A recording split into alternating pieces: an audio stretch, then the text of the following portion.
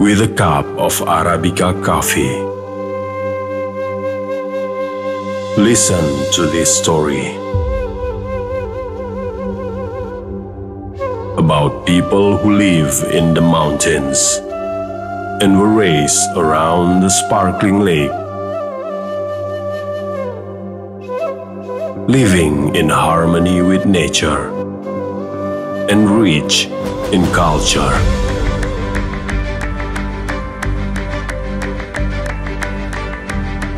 The discovery about their long history are proof that this old place is full of stories.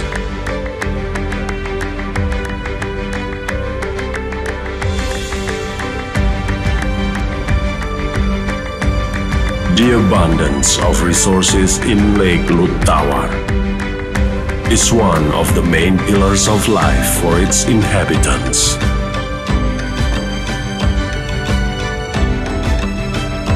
The beauty of Karawang Gayo is a legacy that has been passed down for centuries and become one of the most popular souvenirs by tourists.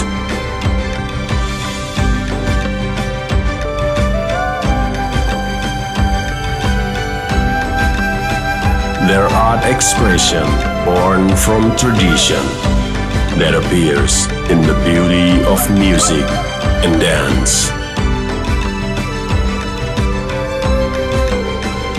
Tapi langit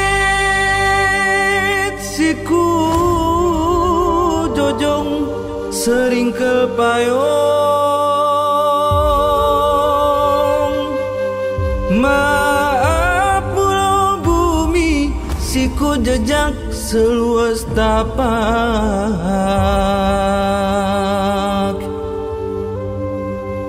From Guel, that full of mystery,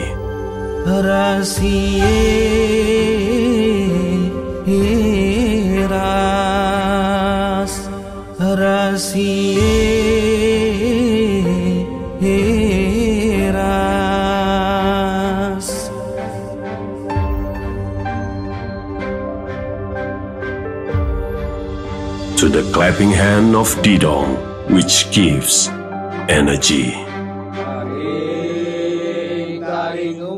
Taring mi ihi ko takingan taring taring taring boy taring mi ihi ko takingan taring taring taring boy taring mi ihi ko takingan taring.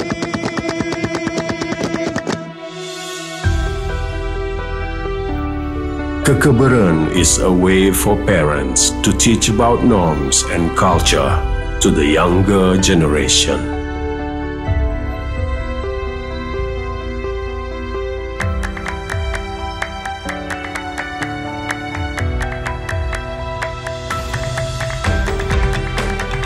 And from the excitement of traditional horse racing, men learn to be strong and brave. Oh, seringanku,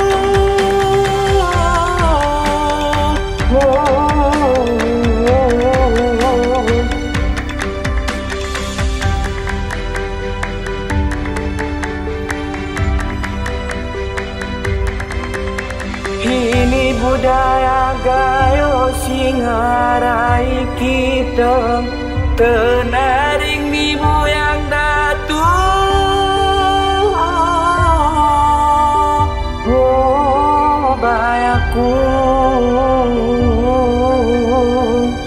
Henti kasih upan kena dat siaran. Hoya pusaka si turah kita jaga. Waina